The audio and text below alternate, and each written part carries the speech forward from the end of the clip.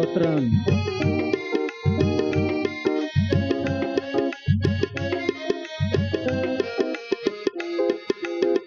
పాప భారం భరించినావు, పాపినైనా నా కొరకేగా.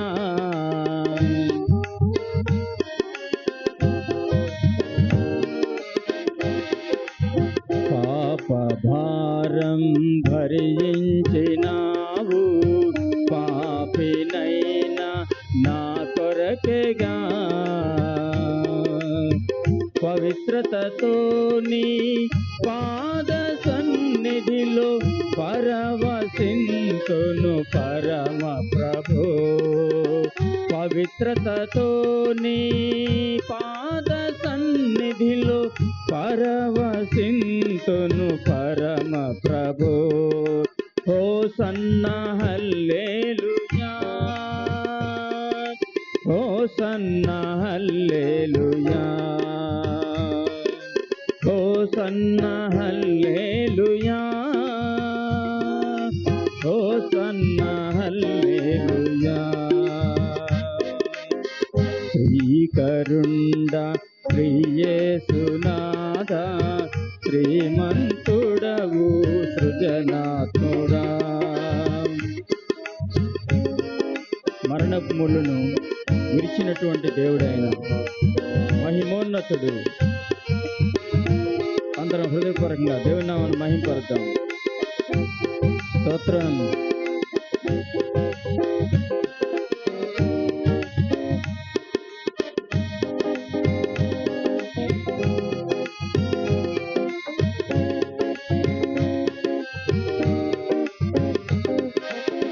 మరణపు ముళ్ళును విరచి నీవు మృత్యుంజయునిగా మరి లేచినావు.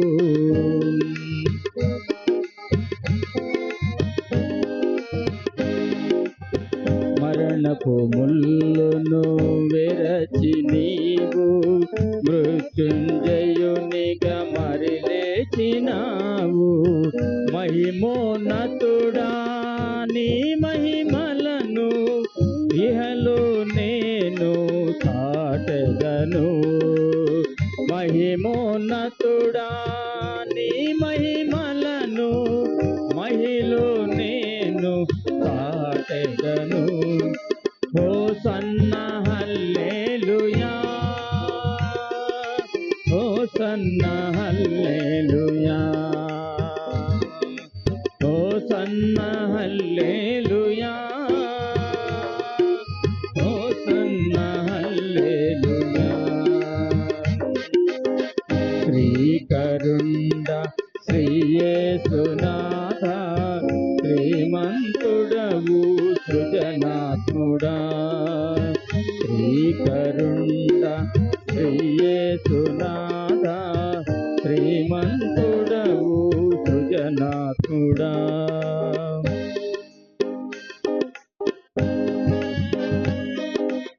ఆశీర్వాదాన్నిచ్చే దేవా, అందుకో మా స్తుతి మాలిక. స్తోత్రం. అందరూ చప్పట్లు కొడుతూ దేవుని నామాన్ని మహిమపడతాం. ఆశీర్వాదము నిచ్చడివాడా, అందుకో నా స్తుతి మాలిక.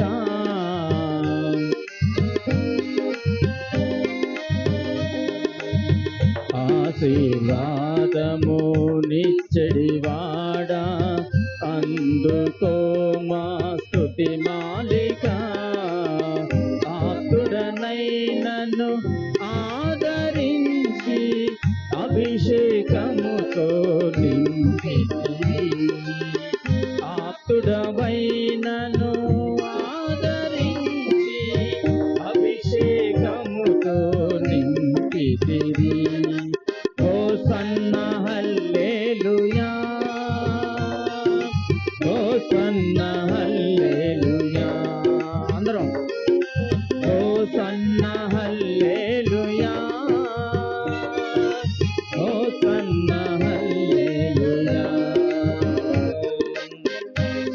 కరుండ శ్రీయేసునాథ శ్రీమంతుడగు సృజనాత్ముడా శ్రీకరుండ శ్రీయేసునాథ శ్రీమంతుడగు సృజనాత్ముడా హోసన్న హల్లెలూయా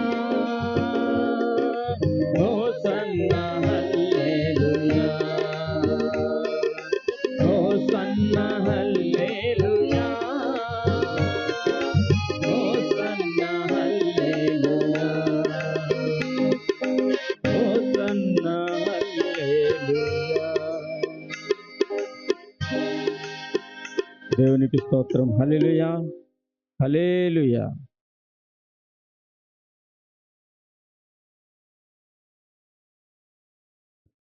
స్తోత్రం.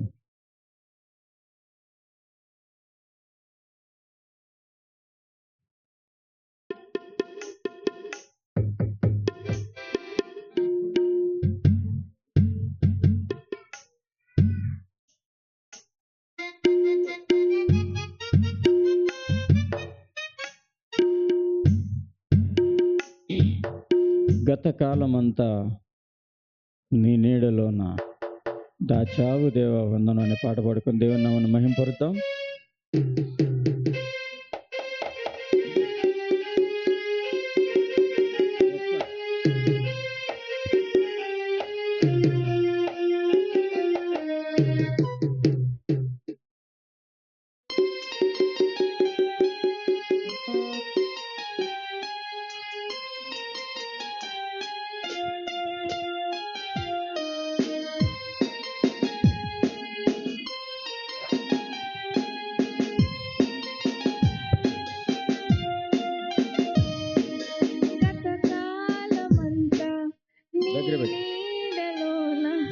దాచావు దేవా వందనం కృప చూపినావు కాపాడినావు ఎలా తీర్చగలను నీ రుణం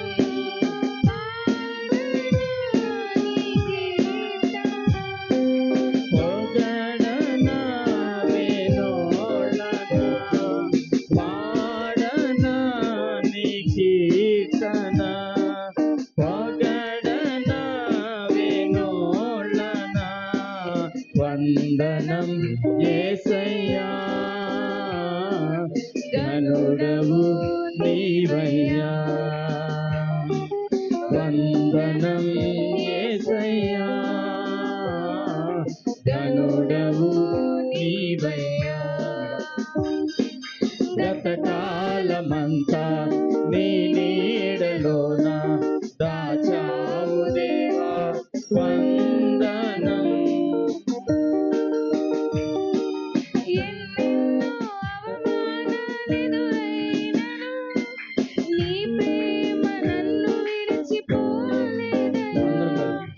ఎన్నెన్నో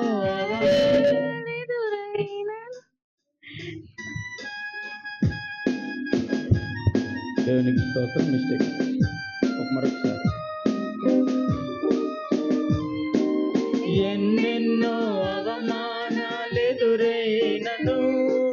నీ ప్రేమ నన్ను విడిచిపోలేదయ్యా ఇక్కట్లతో నేను కృంగినను నీ చేయి నన్ను తాకి లేపెనయా నిజమైన నీ ప్రేమ నిష్కళంకము నీవేచ్చు హస్తమే నిండు ధైర్యము నిజమైన నీ ప్రేమ నిష్కళంకము నీవేచ్చు హస్తము నిండు ధైర్యము వందనం యేసయ్యా ధనుడవు నీవయ్యా వందనం యేసయ్యా ధనుడవు నీవయ్యా గతకాలమంతా నీ నీడలోన దాచావు దేవా వందనం కృప చూపినావు కాపాడినావు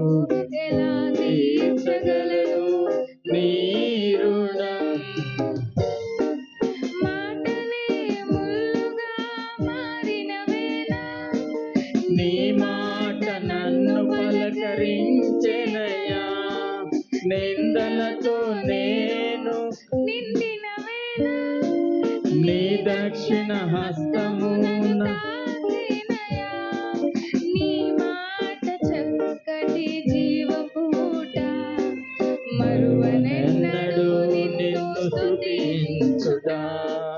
నీ మాట చక్కని జీవపూట, మరువనెన్నడూ నిన్ను స్తుతించుట. వందనం యేసయ్యా, ఘనుడవు నీవయ్యా. వందనం యేసయ్యా, ఘనుడవు నీవయ్యా. గతకాలమంతా నీ నీడలోన దాచావు దేవా, వందనం. కృప చూపినావు, కాపాడినావు, ఎలా తీర్చగలను నీ రుణం. పాడనా నీ కీర్తన, పొగడనా వేణోళ్ళనా. పాడనా నీ కీర్తన, పొగడనా వేణోళ్ళనా. వందనం యేసయ్యా, ఘనుడవు నీవయ్యా. వందనం యేసయ్యా, ఘనుడవు నీవయ్యా. గతకాలమంతా నీ నీడలోన దాచావు దేవా, వందనం. కృప చూపినావు, కాపాడినావు, ఎలా తీర్చగలను నీ రుణం. దేవునికి స్తోత్రం. హల్లెలూయా, హల్లెలూయా.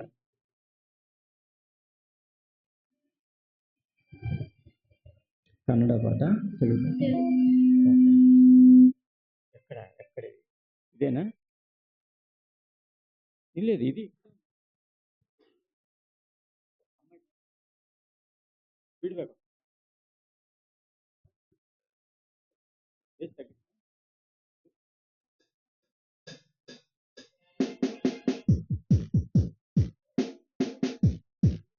దేవునికి స్తోత్రం కలుగును గాక. హల్లెలూయా, హల్లెలూయా.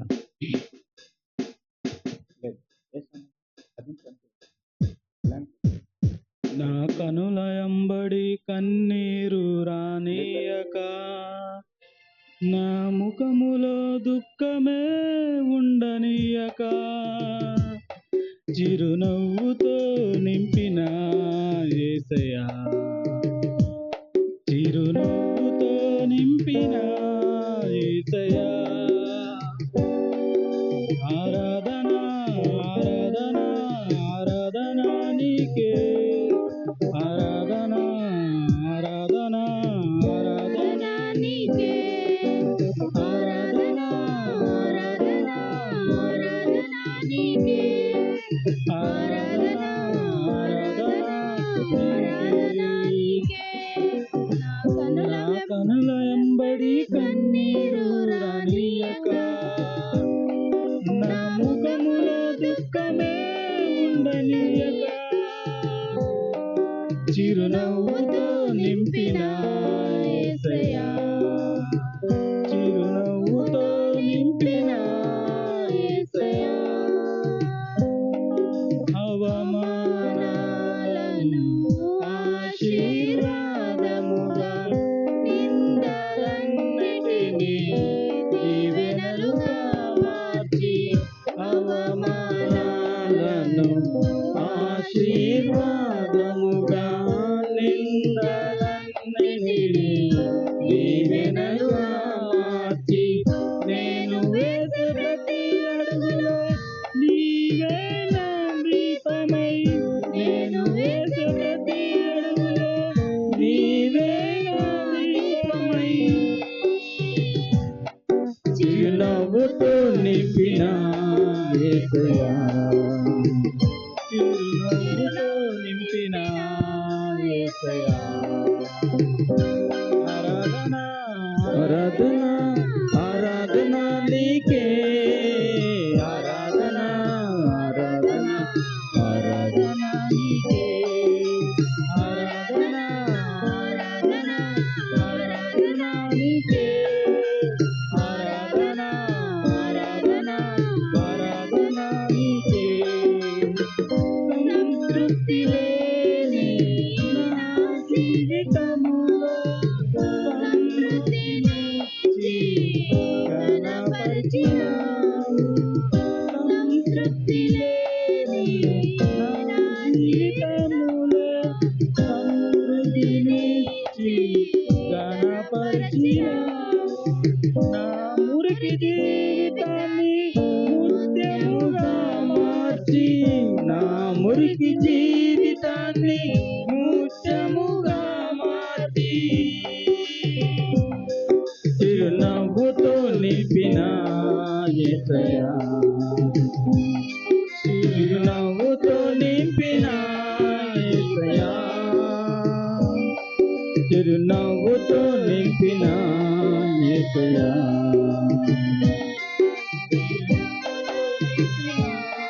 యేసయ్యా ఆరాధన ఆరాధన ఆరాధన నీకే ఆరాధన ఆరాధన ఆరాధన నీకే ఆరాధన ఆరాధన ఆరాధన నీకే ఆరాధన ఆరాధన ఆరాధన నీకే స్తోత్రం కలుగును గాక. Hallelujah hallelujah. చిన్నగా ప్రైజ్ ది లార్డ్. హల్లెలూయా.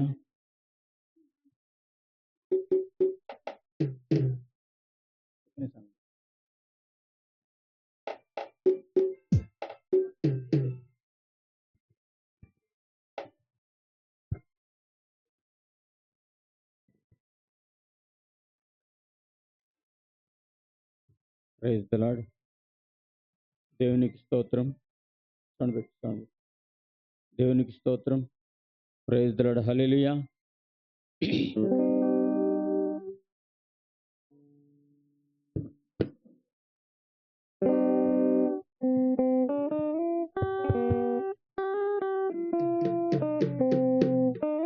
నా ప్రాణ ప్రియుడా మహనీయుడా నా యేసయ్య అనే పాట పాడుకుని దేవుని నామమున మహిమపరుద్దాం.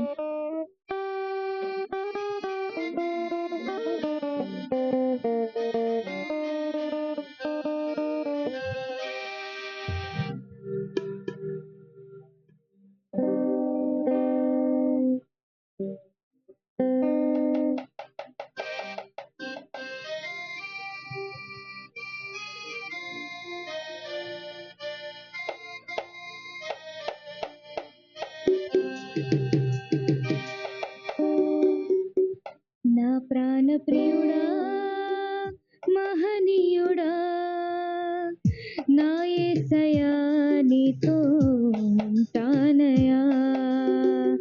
నా ప్రాణ ప్రియుడా మహనీయుడా నా యేసయ్యా నీతో ఉంటానయ్యా. నీవే కావాలేసయ్యా నీతో ఉంటానయ్యా. నీతోనే ఉంటానేసయ్యా నిన్ను విడువలేనయ్యా. నీవే కావాలేసయ్యా నీతో ఉంటానయ్యా.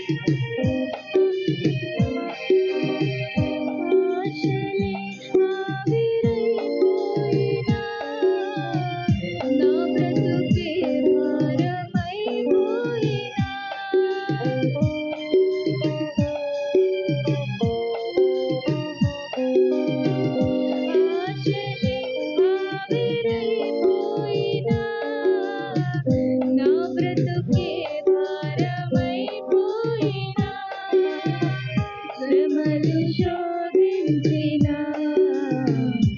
నాతో నీవున్న ధైర్యమే కలిగిన శ్రమలు శోభించిన నాతో నీవున్న ధైర్యమే కలిగిన ప్రాణం పోయేంత వరకు నీతోనేనయ్యా తుది శ్వాస వరకు నీతో ఉంటానయ్యా ప్రాణం పోయేంత వరకు నీతోనేనయ్యా తుది శ్వాస వరకు నీతో ఉంటానయ్యా నీవే కావాలేసయ్యా నీతో ఉంటానయ్యా నీతోనే ఉంటానేసయ్యా నిన్ను విడువలేనయ్యా నీవే కావాలేసయ్యా నీతో ఉంటానయ్యా నీతోనే ఉంటానేసయ్యా నిన్ను విడువలేనయ్యా నా ప్రాణ ప్రియుడా మహనీయుడా నా యేసయ్యా నీతో ఉంటానయ్యా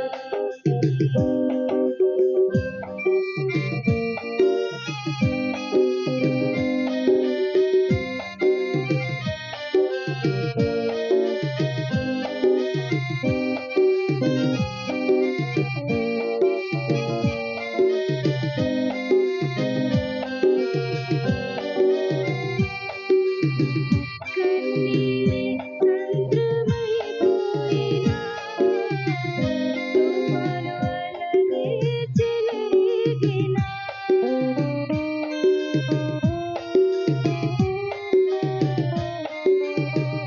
కన్నీరే సంద్రమైపోయినా తుఫాను అలలే చెలరేగినా నేనలిగిపోయినా నాతో నీవున్న ధైర్యమే కలిగినా నేనలిగిపోయినా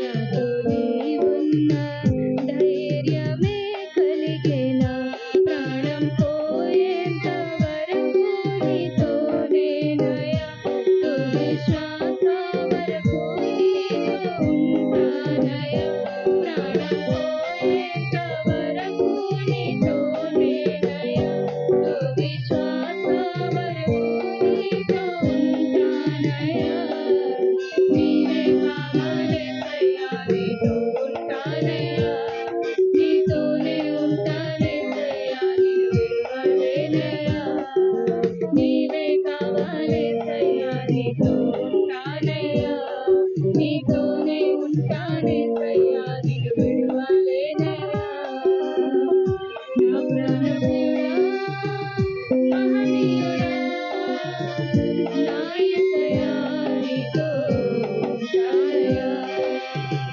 నా ప్రాణ ప్రియుడా మహనీయుడా నా యేసయ్యా నీతో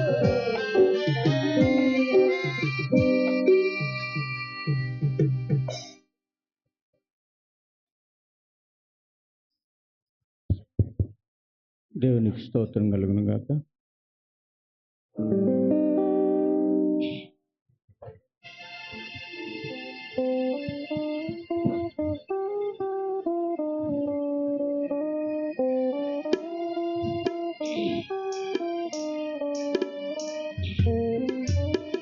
ನಮ್ಮ ಯೇಸು ನಮ್ಮ ಕರ್ತ ಬಡವರ ಮನೆಯಲ್ಲಿ ಜನಿಸಾನೆ ನಮ್ಮ ಯೇಸು ನಮ್ಮ ಕರ್ತ ಬಡವರ ಮನೆಯಲ್ಲಿ ಜನಿಸಾನೆ ಜನಿಸಿ ಬಂದಾನೆ ನಮ್ಮ ಲೋಕದ ರಕ್ಷಕ ಜನಿಸಿ ಬಂದಾನೆ ನಮ್ಮ ಲೋಕದ ರಕ್ಷಕನು ನಮ್ಮ ಯೇಸು ನಮ್ಮ ಕರ್ತ ಬಡವರ ಮನೆಯಲ್ಲಿ ಜನಿಸಾನೆ ನಮ್ಮ ಯೇಸು ನಮ್ಮ ಕರ್ತ ಬಡವರ ಮನೆಯಲ್ಲಿ ಜನಿಸಾನೆ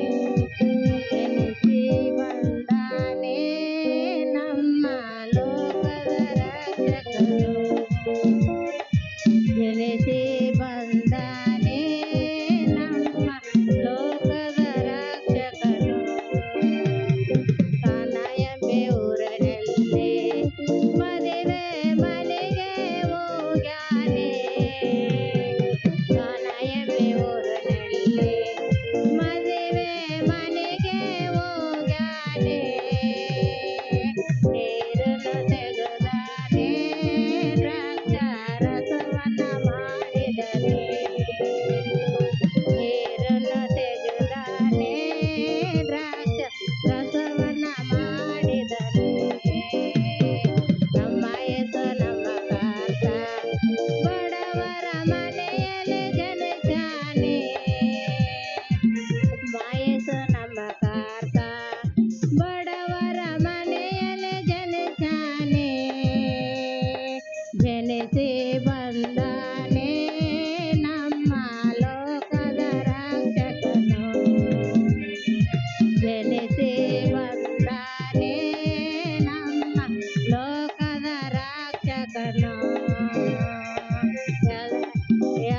ಐದು ರೊಟ್ಟಿ ಎರಡು ಮೀನು 5,000 ಜನಗಳಿಗೆ.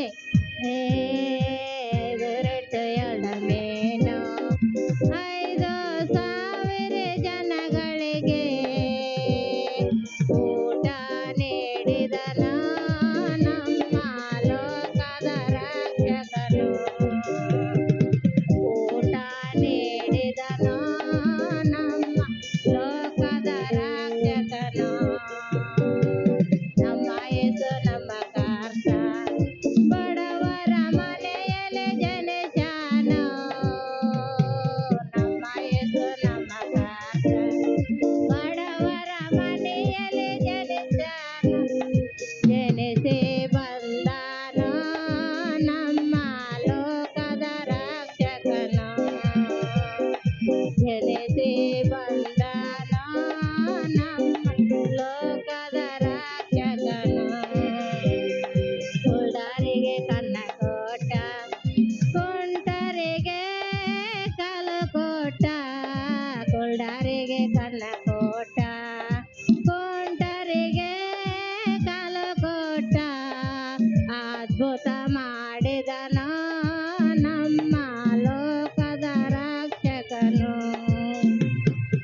ಅದ್ಭುತ ಮಾಡಿದನು ನಮ್ಮ ಲೋಕದ ರಕ್ಷಕನು.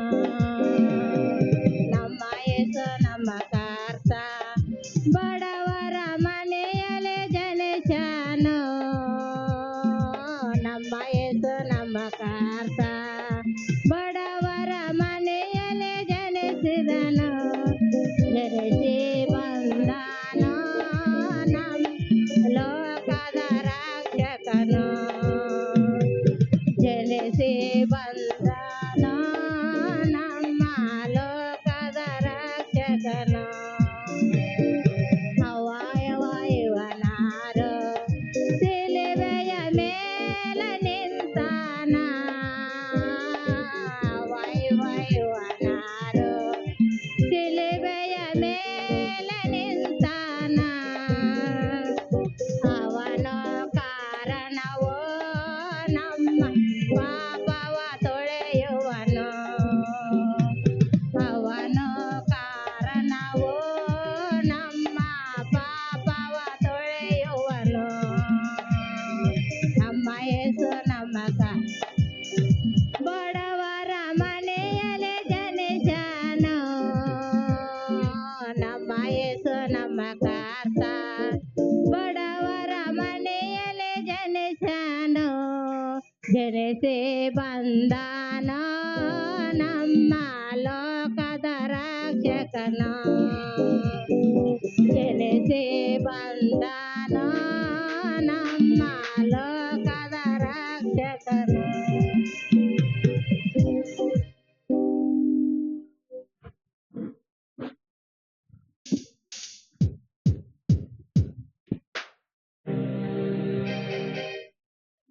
Praise the Lord. Hallelujah.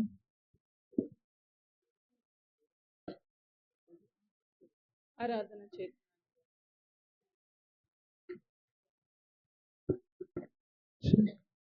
Check.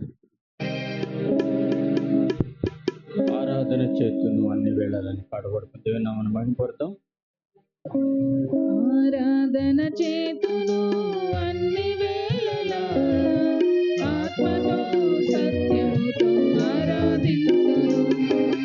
ఆరాధన చేతును అన్ని వేళలా ఆత్మతో సత్యముతో ఆరాధింతును. నా ప్రాణ ప్రియుడు యేసయ్యకు, నన్ను కన్న తండ్రి నా యేసుకు.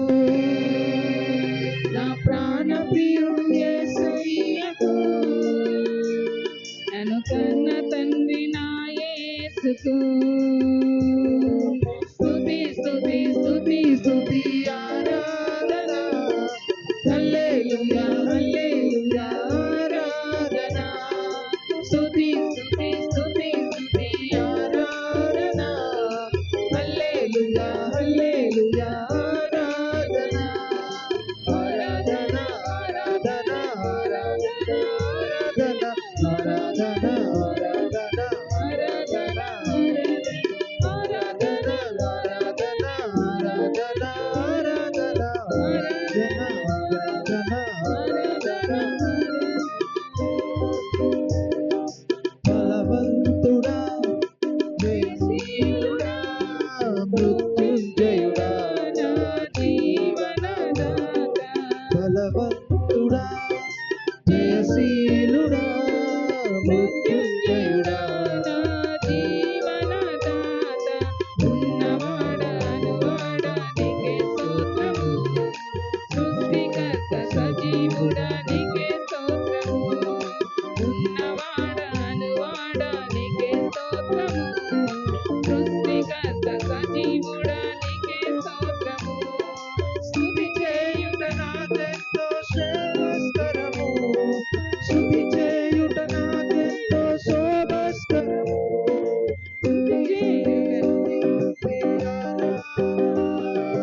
హల్లెలూయా హల్లెలూయా ఆరాధన, స్తుతి స్తుతి స్తుతి స్తుతి ఆరాధన, హల్లెలూయా హల్లెలూయా ఆరాధన.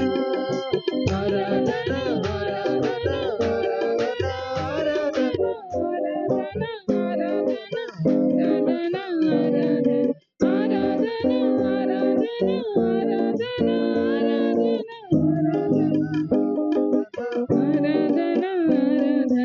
ఆరాధన చేతును అన్ని వేళలా ఆత్మతో సత్యముతో ఆరాధింతును. ఆరాధన చేతును అన్ని వేళలా ఆత్మతో సత్యముతో ఆరాధింతును. నా ప్రాణ ప్రియుడు యేసయ్యకు, నన్ను కన్న తండ్రి నా యేసుకు. నా ప్రాణ ప్రియుడు యేసయ్యకు, నన్ను కన్న తండ్రి నా యేసుకు. స్తుతి స్తుతి స్తుతి స్తుతి ఆరాధన, హల్లెలూయా హల్లెలూయా ఆరాధన, స్తుతి స్తుతి స్తుతి స్తుతి ఆరాధన, హల్లెలూయా హల్లెలూయా ఆరాధన. ఆరాధన ఆరాధన ఆరాధన ఆరాధన ఆరాధన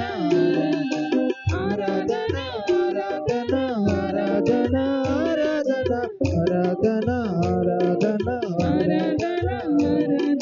నీతి సూర్యుడా, నిజమైన దేవుడా, సర్వోన్నతుడా సర్వశక్తిమంతుడా. నీతి సూర్యుడా, నిజమైన దేవుడా, సర్వోన్నతుడా, సర్వశక్తి. నీవు తప్ప ఎవరు నాకు లేనే లేరయ్యా. నిన్ను తప్ప వేరెవరిని పూజింతునయ్యా. నీవు తప్ప ఎవరు నాకు లేనే లేరయ్యా. నిన్ను తప్ప వేరెవరిని పూజించెనయ్యా. నిత్యము నీ నామమునే స్తుతించెదను. నిత్యము నీ నామమునే స్తుతించెదను. స్తుతి స్తుతి స్తుతి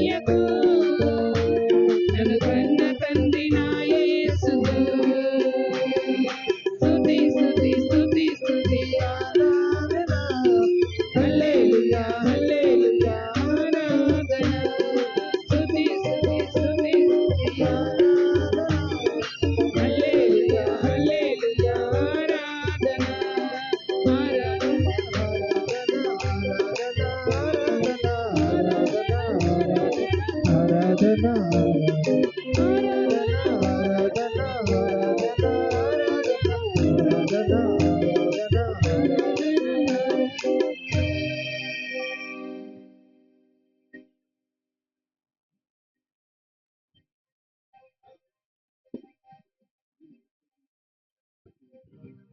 దేవునికి స్తోత్రం కలుగును గాక. మరొక పాట పాడుకొని దేవుని నామమున మహింపరు.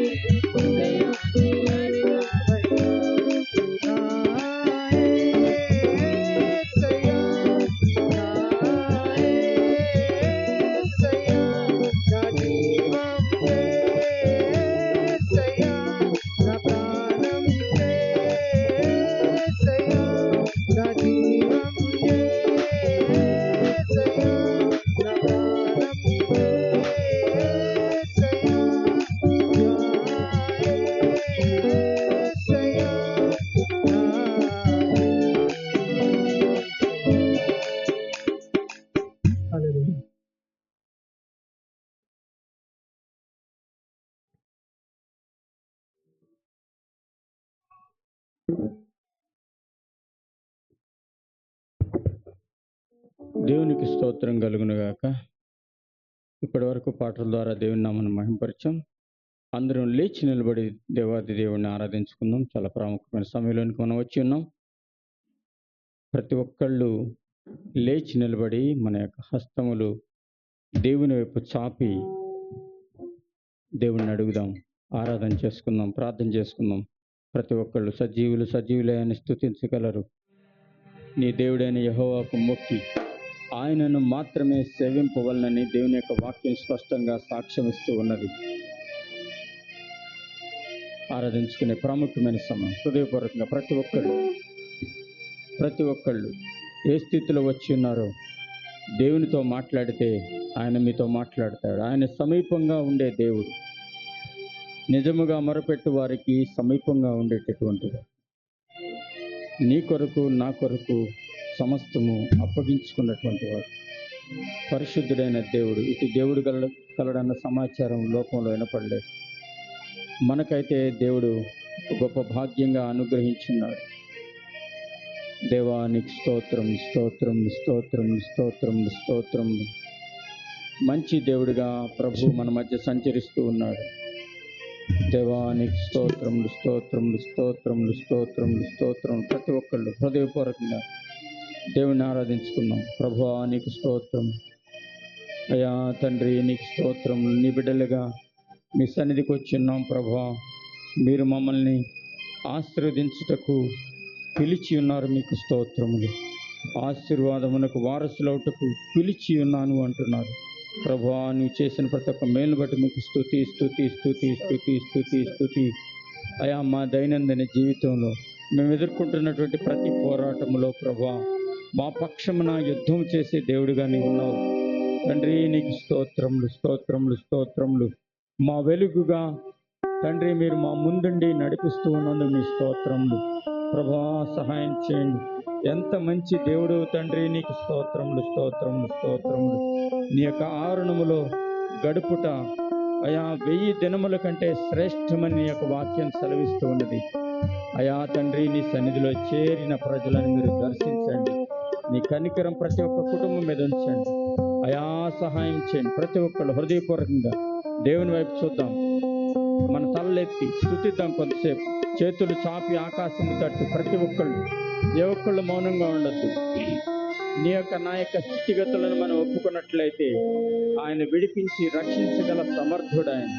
మనం మన పాపములను ఒప్పుకున్నట్లయితే ఆయన నమ్మదగిన వాడు, ప్రేమతో క్షమించి నిన్ను హత్తుకునేటటువంటి దేవాది దేవుడు ఆయన.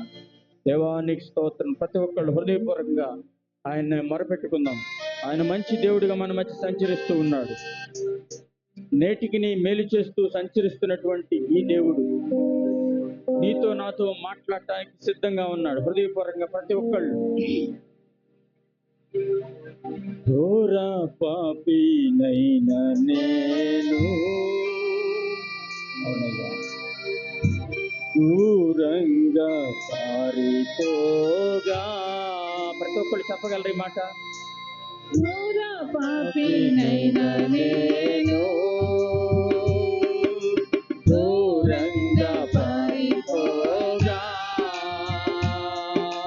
నీ ప్రేమతో నన్ను క్షమించి నన్ను హత్తుకున్నావయ్యా. చెప్దాం అందరం.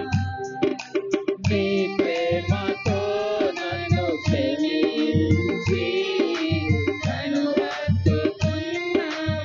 తండ్రి నీకు స్తోత్రం.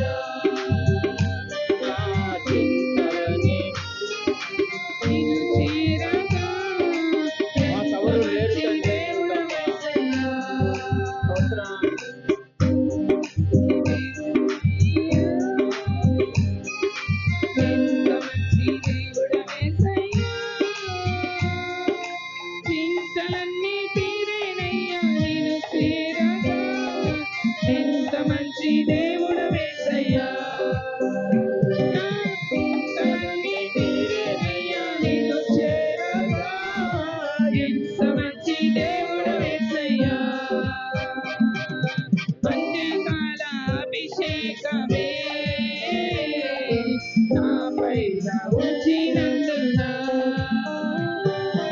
అంత్యకాల అభిషేకమే నా పైన ఉంచినందున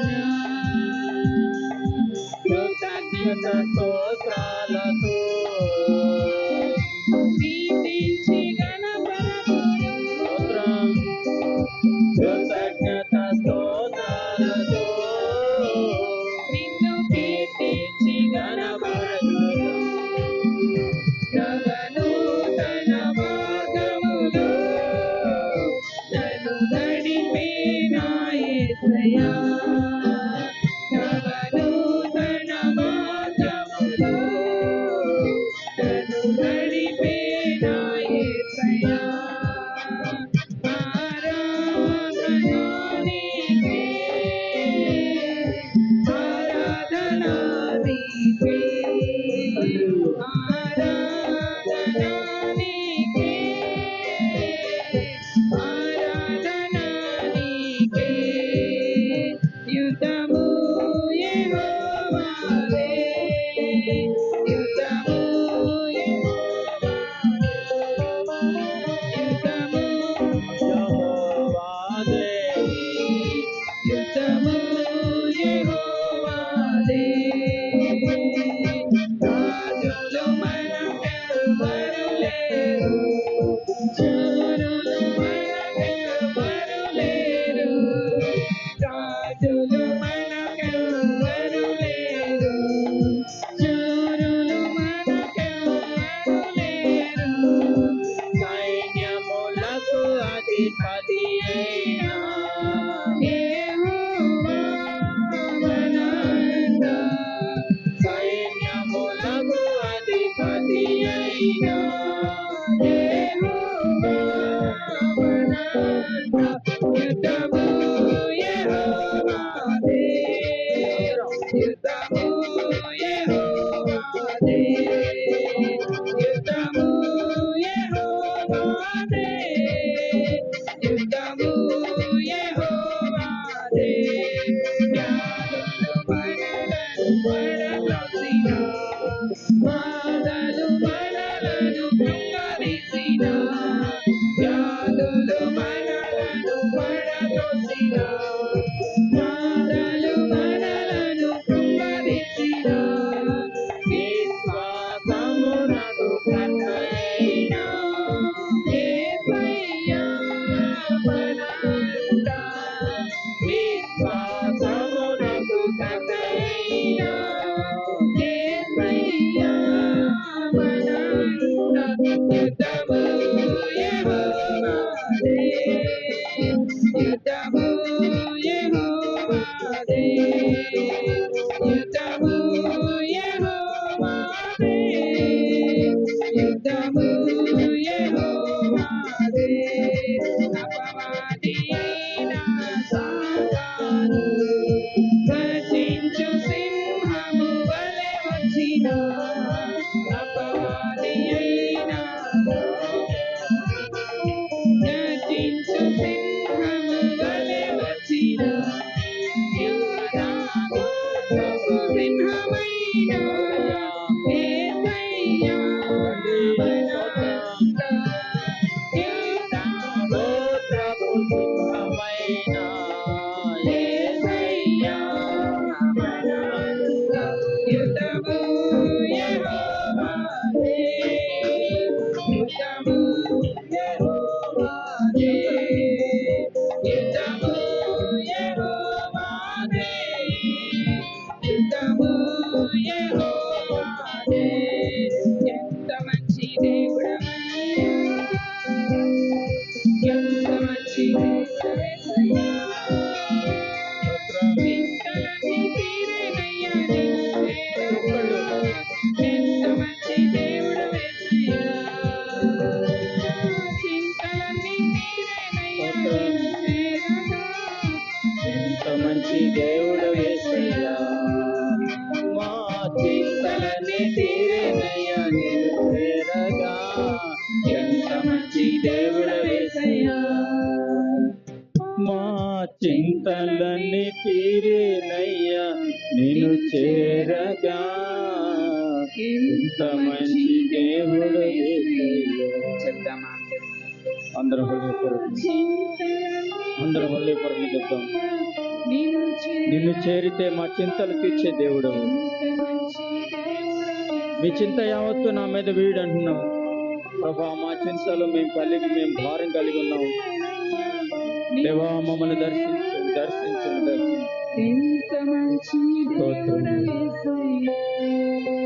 మా చింతలన్నీ తీరేనయ్యా నిన్ను చేరగా. ఎంత మంచి దేవుడవేసి మా ముందున్న పోరాటాల్లో మీరు జయాన్ని అనుగ్రహించిన దేవుడు ప్రభా. అనేక విషయాల్లో మీరు మాకు తోడుగా ఉండి నడిపిస్తున్న మీ స్తోత్రం తండ్రి. సహాయం చేయండి అయా. నీ కృపను అనుగ్రహించండి. ఘోరమైన పాపాత్ముడనని అయా, పాపుల్లో ప్రధాన పాపినని నీ సన్నిధిలో ఒప్పుకుంటున్నాం ప్రభా. మమ్మల్ని కనికరించడానికి సిద్ధ మనసు కలిగినటువంటి దేవుడు నీవు కాక ఎవరున్నారయ్యా. నీకే స్తుతి స్తుతి స్తుతి స్తుతి స్తోత్రములు స్తోత్రములు స్తోత్రములు స్తోత్రములు అయా. కృప చూపుట్లో సంతోషించే దేవుడు అయ్యా, నీకు స్తోత్రములు స్తోత్రం అయా. నీ సన్నిధిలో ఎటువంటి హృదయంతో ప్రజలు వచ్చిన్నారో నువ్వు ఎరిగినటువంటి దేవుడు. ప్రతి వాణ్ణి మీరు దర్శించండి. నీ మాటలతో ప్రతి ఒక్కరిని బలపరచండి ప్రభా. ఆయా జీవము గల మాటల కొరకు మేము నీ సన్నిధికి వచ్చి ఉన్నాం ప్రభా. మీరు దర్శించండి. నీ సన్నిధిలో సంపూర్ణ సంతోష సమాధానాలు కలవు. లోకములో మనుషులు మమ్మల్ని విడిచిపెట్టవచ్చు, లోకములో సమాధానం లేదు. కానీ ప్రభా, నీ సన్నిధిలో సంపూర్ణమైనటువంటి సమాధానం, శాంతి కలదు. నీకు స్తోత్రములు స్తోత్రములు ప్రభా. నీ మందిరంలో ఒక్క దినం గడుపుతారు, లోకంలో 1000 దినాల కంటే శ్రేష్టం ప్రభా. మాలో ప్రతి ఒక్కరిని మీరు దర్శించండి. నీ కృపను అనుగ్రహించండి. ఈ సంవత్సరంలో 2వ నెలలో మొట్టమొదటి ఆదివారం నాడు ఈ విధంగా నీ సన్నిధిలో చేరి ఆరాధించే భాగ్యం మీరు మాకు ఇచ్చినందుకు స్తోత్రం ప్రభా. మాలో ప్రతి ఒక్కరికి మీరు ఇచ్చిన ఆరోగ్యాన్ని బట్టి మీకు స్తోత్రం ప్రభా. నీ సన్నిధితో మీరు నన్ను మమ్మల్ని నింపండి. లోకంలో నీ కొరకు సాక్షులుగాను జీవవాక్యాన్ని పట్టుకొని జ్యోతుల్లోనూ వెలుగునట్లు మీరు సహాయం చేయండి. యోహాను మండుచు ప్రకాశించు దీపమయుడని నీ యొక్క వాక్యం సాక్ష్యం ఇస్తూ ఉన్నది ప్రభా. వ్యక్తిగతంగా మాలో ప్రతి ఒక్కరు అటువంటి సాక్ష్యాన్ని కలిగి అనేక మందిని నీ యొద్దకు నడిపించేవారుగా చేయండి ప్రభా. ప్రతి ఒక్కరి బలహీనతలను క్షమించండి ప్రభా. దేవా, మా కొరకు నువ్వు శిక్ష నొందిన వానిగాను వ్యాధి నొందిన వానిగాను ఉన్నావు తండ్రి. నీకు స్తోత్రములు స్తోత్రములు ప్రభా.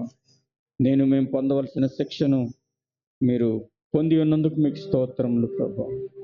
దేవా, మమ్మల్ని క్షమించండి. దేవాని సన్నిధితో నన్ను మమ్మల్ని నింపండి. జీవము గల నీ యొక్క మాటలు మీరు మాకు దయచేయండి.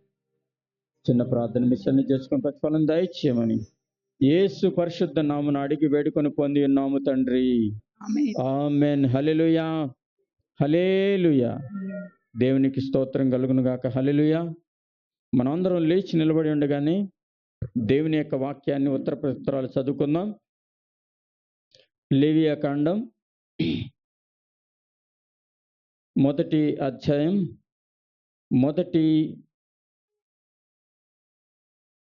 13 వచనాలు ఉత్తర ప్రత్యుత్తరాలుగా చదువుకుందాం. బ్రదర్ అశోక్ చదువుతాడు. 1వ వచనం చదువుతాడు, 2వ వచనం మనం ఆయన కలిసి చదువుదాం.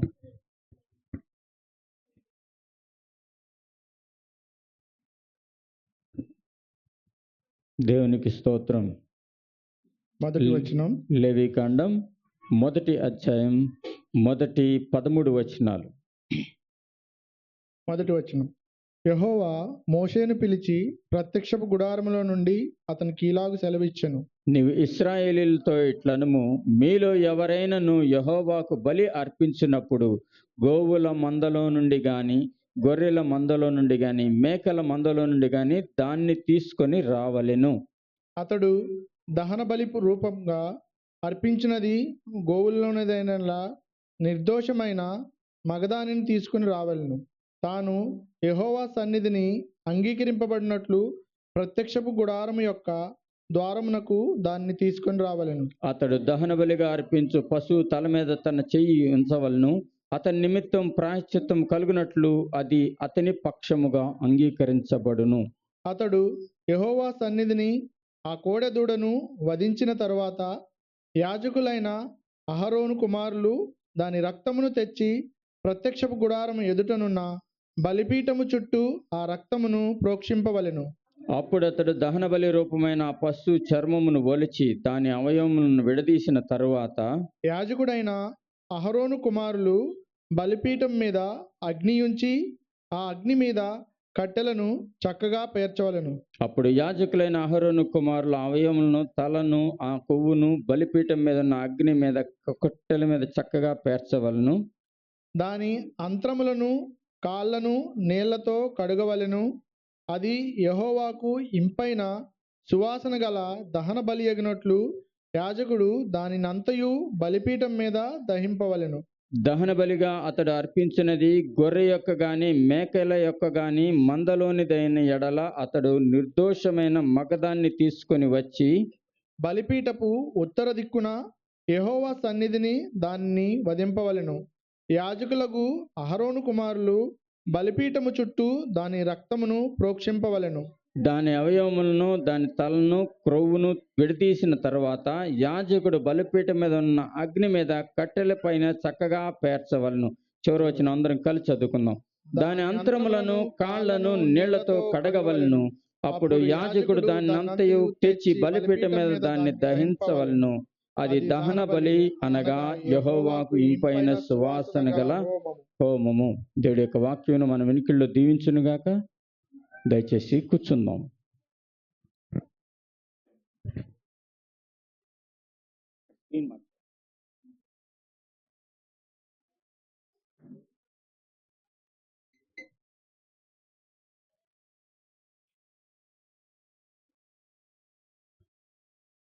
దేవునికి స్తోత్రం కలుగును గాక. హల్లెలూయా, హల్లెలూయా. ఈరోజు మన ధ్యానం కొరకు నిర్గమాకాండం 20వ అధ్యాయం 24వ వచనం చదువుకుందాం. నిర్గమాకాండం ఎక్సోడస్ చాప్టర్ 20 verse 24.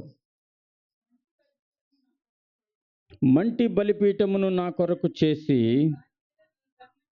దాని మీద నీ దహన బలులను సమాధాన బలులను నీ గొర్రెలను నీ ఎద్దులను అర్పింపవలెను. నేను నా నామమును జ్ఞాపకార్థముగా నుంచు ప్రతి స్థలములోను నీ యొద్దకు వచ్చి నిన్ను ఆశీర్వదించెదను. ఆ యొక్క చివరి లైన్లో మరొక్కసారి అందరం కలిసి నాతో పాటు చదవండి. నేను చదువుతాను, నాతో పాటు కలిసి చదవండి.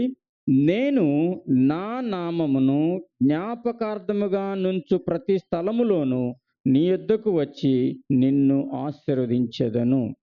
చిన్నమాట ప్రార్థన చేసుకుందాం. మహాగణుడా, మహోన్నతుడా, నీ పరిశుద్ధమైన పాదములకు వందనాలు, స్తోత్రములు. నేను సంపూర్ణంగా అయోగ్యుడను. నన్ను సిలువ చాటున మరుగుపరుచుకొని నీ యొక్క మాటలు విరచి మాకు వడ్డించండి. మీ సన్నిధి మీరు మాకు తోడుగా ఉంచమని యేసు నామమున అడిగి వేడుకుంటున్నాము తండ్రి, ఆమెన్. దేవునికి స్తోత్రం. హల్లెలూయా, హల్లెలూయా.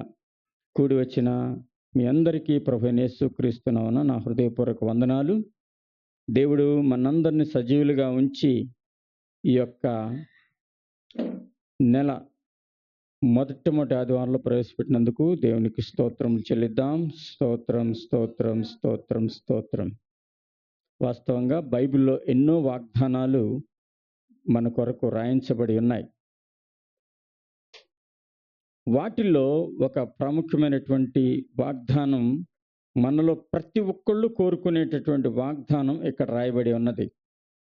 చూద్దాం. ఇక్కడ రాయబడిన మాట ఏంటంటే, నేను నా నామమును జ్ఞాపకార్థముగా నుంచు ప్రతి స్థలములోను నీ యొద్దకు వచ్చి నిన్ను ఆశీర్వదించెదను. ఎంత గొప్ప మాట దేవుడు మాట్లాడుతున్నాడు. ఇశ్రాయేలీలు ఐగుప్తు దేశంలో బానిసలుగా ఉన్నటువంటి పరిస్థితుల నుంచి వారిని విడిపించి దేవుడు వాగ్దాన దేశానికి వారిని తీసుకెళ్లేటప్పుడు వారితో మాట్లాడుతున్నటువంటి మాట, వేదనకరమైన స్థలములోంచి మహిమకరమైనటువంటి స్థలములోనికి వారిని తీసుకువెళ్తూ దేవుడు ఒక చక్కని మాట మాట్లాడుతూ ఉన్నాడు. ఏమంటున్నాడంటే, నేను నా నామమును జ్ఞాపకార్థముగా నుంచి ప్రతి స్థలములోనూ నీ యొద్దకు వచ్చి నిన్ను ఆశీర్వదించెదను. ఈ మాట ఎవరు చెప్పగలరు? దేవుడంట మన దగ్గరకు వచ్చి మనని ఆశీర్వదిస్తాడంట. ప్రతి స్థలంలో ఎక్కడైతే ఆయన నామం ఉంటుందో ఆ నామము జ్ఞాపకార్థముగా నుంచి ప్రతి స్థలములో, అంటే ఇక్కడ దేవుని యొక్క సన్నిధిలో మనం ఏం చేస్తున్నాం? జ్ఞాపకార్థంగా ఆయన నామాన్ని జ్ఞాపకం చేసుకుంటున్నాం, ఉచ్చరిస్తూ ఉన్నాం, ఘనపరుస్తూ ఉన్నాం. అక్కడికి వచ్చి దేవుడు ఆశీర్వదిస్తాను, నిన్ను ఆశీర్వదించేదను అని వాగ్దానం చేస్తూ ఉన్నాడు. ఈ నిర్గమకాండంలో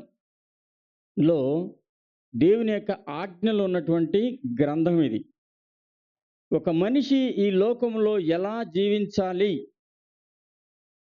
అనేది స్పష్టంగా రాయబడినటువంటి అద్భుతమైనటువంటి గ్రంథం ఇది. నిర్గమకాండం అనేది అద్భుతమైనటువంటి గ్రంథం. ఈ గ్రంథంలో మనిషి ఎట్లా జీవించాలి లోకంలో 20వ అధ్యాయంలో ఆజ్ఞలు ఉన్నాయి. మీకు అందరికీ తెలుసు, చాలామందికి తెలుసు అనుకుంటున్నాను. మొత్తం 10 ఆజ్ఞలు ఉన్నాయి. వాటిని మనం అనుసరించాలి అనేది దేవుని యొక్క ప్రధానమైన ఆజ్ఞ. అందుకని దేవుడు ఏం చెప్తున్నాడంటే, మీరు మంటి బలిపీఠం నా కొరకు చేసి దాని మీద అప్పగించాలంటే వీటిని అర్పించాలి. దాని మీద నీ దహన బలులను, సమాధాన బలులను, నీ గొర్రెలను, నీ ఎద్దులను అర్పించవలెను. అక్కడ దేవుని యొక్క నామం ఉంటుంది జ్ఞాపకార్థంగా. ఆ తర్వాత వచ్చి నిన్ను ఆశీర్వదిస్తాను అంటాడు. కండిషన్ ఉందా లేదా? కండిషన్ దేవుడు ఇక్కడ ఒకటి పెట్టాడు. ఎక్కడ? ఒక మంటి బలిపీఠం ఒకటి కట్టాలి. ఆ బలిపీఠం కట్టిన తర్వాత దాని మీద ఏం అర్పించాలి? దాని మీద దహన బలులు, సమాధాన బలులు. ఇప్పుడు ఎక్కడ ఉన్నాయని అంటారా? ఓకే, లేవు. ఎందుకంటే దేవుడు మనందరి కొరకు ఇందాక మనం చదువుకున్న లేవీ కాండంలో దహన బలిగా ఒక రోల్ మోడల్ను చూపించాడు. అక్కడ గొర్రెలను, పొట్టేళ్లను ఎట్లా మన పాప పరిహారార్థ బలిగా అర్పించబడాలో ఆ యొక్క లేవీ కాండంలో రాయించి ఉంచాడు. ఆ తరువాత దేవుడు ఏం చెప్తున్నాడంటే, నేను నిన్ను నీ యొద్దకు వచ్చి నిన్ను ఆశీర్వదించెదను అని స్పష్టంగా మాట్లాడుతూ ఉన్నాడు. లేవీ కాండము అంటే లేవీలు చేసే పని. దేవుడు ఒక జనాంగాన్ని ఏర్పాటు చేసుకున్నాడు. ఎట్లా అపోస్తలులు చేసిన కార్యాలు అనుకుంటామో, లేవీలు చేసే కార్యాలు, లేవీలు చేసే పనులను గురించి వాళ్ళు ఎట్లా ఏం చేయాలి అనేది స్పష్టంగా దేవుడు అక్కడ రాయించి ఉంచాడు. ఆ యొక్క లేవీ కాండంలో మనం చూస్తూ ఉన్నాం, దేవుడు దహన బలి ఎట్లా అర్పించాలి, ఏ విధంగా బలి పశువును తీసుకొని ఇవ్వాలి. అక్కడ చూడండి, లేవీ కాండంలో 1వ అధ్యాయంలో కొన్ని ప్రాముఖ్యమైన మాటలు.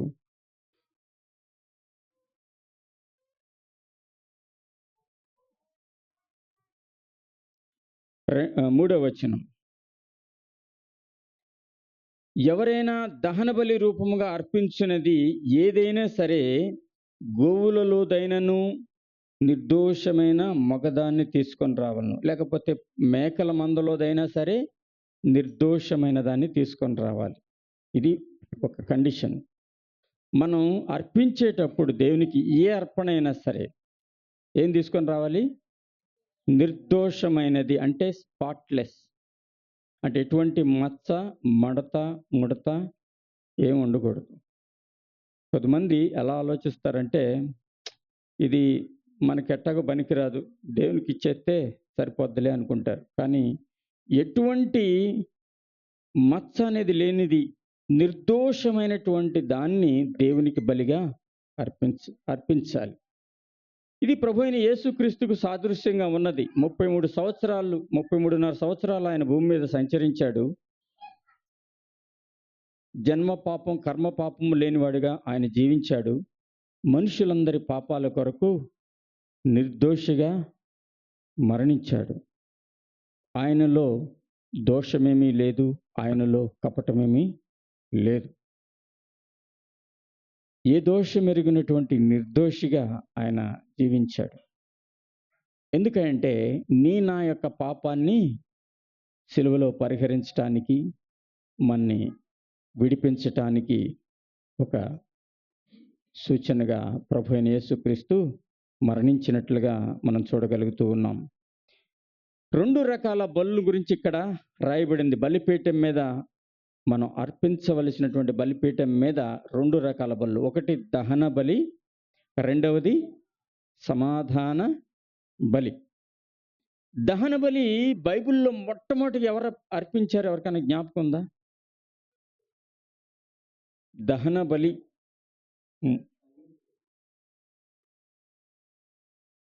కయ్యను, హేబేలు ఉన్నారు. దహన బలి, ఎస్, కరెక్టే. కానీ నోవా కూడా అర్పించాడు తర్వాత కాలంలో. గొర్రెపిల్లని తీసుకొచ్చి దేవునికి, అది దేవుని యొక్క వాక్యంలో ఏమని రాయబడిందంటే, ఆ విధంగా చేయటం అంట దహన బలి యెహోవాకు ఇంపైన సువాసన గల హోమము. బైబిల్లో చాలా సందర్భాల్లో దేవుని యొక్క ప్రత్యక్షత ప్రజలకు కలిగింది. ఎప్పుడే అంటే దహన బలిగా బలి పశువును వధించినప్పుడు. మనకందరికీ తెలుసు, ఏలియా కాలంలో ఒక గొప్ప బలియాగం జరిగింది. ఆయన ఏలియా చేశాడు. ఎందుకంటే ఇక్కడ 400 పైచిలుకు బయలు ప్రవక్తలు ఉన్నారు ఒక పక్క. అప్పుడు ఆ దేశంలో భయంకరమైనటువంటి కరువు 3.5 సంవత్సరాలు వచ్చింది. ఎందుకంటే వాళ్ళు దేవుని విడిచి బయలును పూజించడం ప్రారంభించారు. అటువంటి పరిస్థితుల్లో దేవుడు ఏం చేశాడంటే తన యొక్క ఉగ్రతను ఆ దేశం మీద పంపించి 3.5 సంవత్సరాలు వర్షం కురిపించలేదు. అదొక చరిత్ర. ఆ సమయంలో ఏలియాతో దేవుడు చెప్పాడు, నువ్వు వెళ్ళి రాజుగారిని ఆహాబుని దర్శించు అంటాడు. ఆ దర్శించినప్పుడు ఈ యొక్క బయలు ప్రవక్తలందరినీ పిలుచుకొచ్చి కర్మేలు పర్వతం మీద సమకూర్చి అక్కడ ఒక కార్యం చేస్తాడు. ముందు మీ దేవుడిని మీరు పిలవండి, తర్వాత నేను నా దేవుడి నిమిత్తం ప్రార్థన చేస్తాను అని అంటాడు. వాళ్ళు ఉదయం నుంచి సాయంత్రం వరకు రక్తాలు వచ్చేటట్టు కోసుకొని వాళ్ళ దేవుని గురించి ప్రార్థన చేశారు, మొరపెట్టారు. ఎంత భయంకరమైన భక్తి చేశారో దాన్ని బట్టి మీరు ఊహించుకోవచ్చు. చూడండి, మనం దేవుని వెంబడించేటప్పుడు అటువంటి ఒక భక్తి, అద్భుతమైన భక్తి, అంటే ఆ భక్తి అని కాదు, వాళ్ళు చేసింది చాలా కష్టం. రక్తం ఓడ్చుకున్నారు. అయ్యో, బయలా ప్రత్యక్షం. చూడండి ఆ వాక్యంలో ఎక్కడున్నది? 1 రాజుల గ్రంథం 18వ అధ్యాయంలో రాయబడి ఉంటుంది. వాళ్ళు ఎట్లా వాళ్ళ బయలుదేవతకు మొరపెట్టారు చూడండి. మనం అట్లా ప్రార్థన చేస్తున్నాం అనేది ప్రశ్న. 1 రాజుల గ్రంథం 18వ అధ్యాయం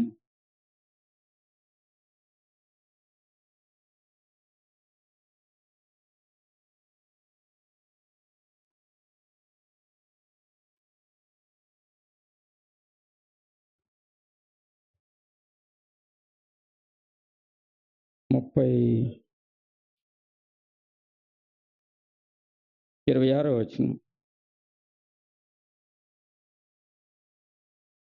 వారు తమకు ఇవ్వబడిన ఎద్దును తీసుకొని సిద్ధం చేసి ఉదయం మొదలుకొని మధ్యాహ్నం వరకు బయలా మా ప్రార్థన వినుమని బయలు పేరును బట్టి ప్రార్థన చేసిరు. కానీ యొక్క మాట ఏను ప్రత్యుత్తరమిచ్చేవాడెవడును లేకపోగా వారు తాము చేసినటువంటి బలిపీఠం వద్ద గంతులు వేయటం ప్రారంభించారంట.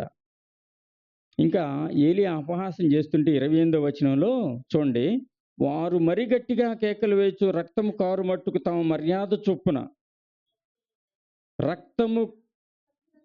రక్తము కారు మట్టుకు తమ మర్యాద చొప్పున కత్తులతోనూ శస్త్రములతోనూ తమ దేహములను కోసుకొని చుండిరి అని రాయబడి ఉన్నది. ఎంత మూఢమైన భక్తో చూడండి.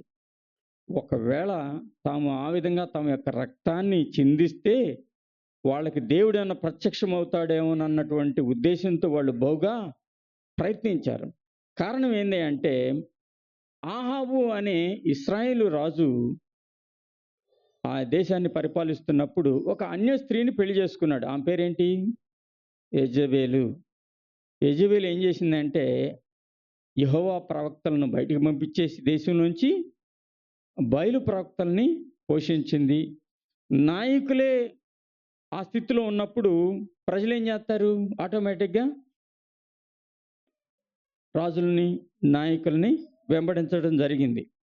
అయితే యెహోవా కొరకు ఈయన రోషము గల ప్రవక్తగా నిలబడి దేవుని యొక్క ప్రత్యక్షతను అక్కడ తెలియపరుస్తూ ఉన్నాడు. వాళ్ళు ఎంతగా దేవునికి మొరపెట్టారంటే వాళ్ళు గట్టిగా కేకలు వేస్తూ రక్తము కారుమట్టుకు తమ మర్యాద చొప్పున కత్తులతోనూ శస్త్రములతోనూ తమ గాయాలు తమ దేహాన్ని కోసుకుంటూ ఉండిరి అని రాయబడి ఉన్నది. ఎంతగా ప్రయత్నించారు సాయంత్రం వరకు చేసినా కూడా ప్రత్యుత్తరమిచ్చు వాడెవడను, లక్ష్య పెట్టు వాడెవడను లేకపోయిను అని అక్కడ రాయబడి ఉన్నది. తర్వాత ఏలియా వచ్చి ఏం చేశాడంట? బలిపీఠం దగ్గరకు వచ్చి పడిపోయిన వాటిని సరిచేసి యెహోవా బలిపీఠమును బాగు చేసి 33 నుంచి చదవండి. సరే 32 నుంచి చదవండి, ఎందుకంటే అక్కడ బలిపీఠం అని రాయబడి ఉన్నది.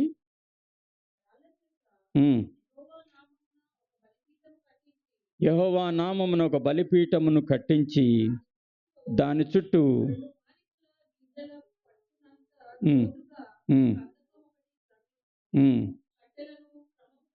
కట్టెలను క్రమముగా పేర్చి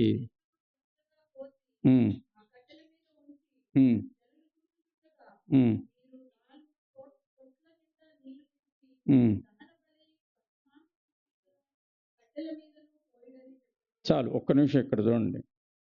కట్టెల మీద నీళ్లు పోతే అంటుకుంటాయా? కట్టెల మీద బలిపశువు మీద నీళ్లు పోస్తే నిప్పు రాజెత్తే అంటుకుంటుందా? కానీ దేవుని యొక్క ప్రత్యక్షత, దేవుని యొక్క కార్యాలు అట్లానే ఉంటాయి అన్నట్లుగా అసాధ్యమైన కార్యాలను సుసాధ్యం చేసే దేవుడు ఆయన. ఏం చేశాడు? వాళ్ళకి సాధ్యం కాలేదు, ఈయన సాధ్యం చేయడానికి ఏం చేశాడంటే ఆ బలి పశువు మీదను పశు మాంసం మీదను కట్టెల మీదను నీళ్లు పోయడని చెప్పాడు. అట్లా చేసిన తర్వాత నీళ్లు ఆ బలిపీఠం చుట్టూ పొర్లి పారినని రాయబడింది. తర్వాత నింపబడిందంట. ఆ తర్వాత ఆయన ప్రార్థన చేశాడంట. చూడండి అక్కడ రాయబడిన మాట.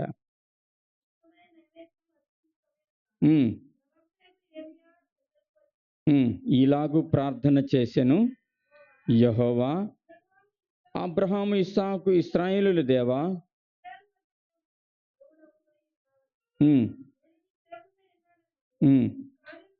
ఈ కార్యములను ఈ సెలవు చేత చేసి నీ దినమును కనపరచుము. యెహోవా నా ప్రార్థన ఆలకింపుము. యెహోవావైన నీవే దేవుడివై ఉన్నావనియు నీవు వారి హృదయములను నీ తట్టు తిరగజేయదు అనియు ఈ జనులకు తెలియనట్లు నా ప్రార్థన అంగీకరించుము.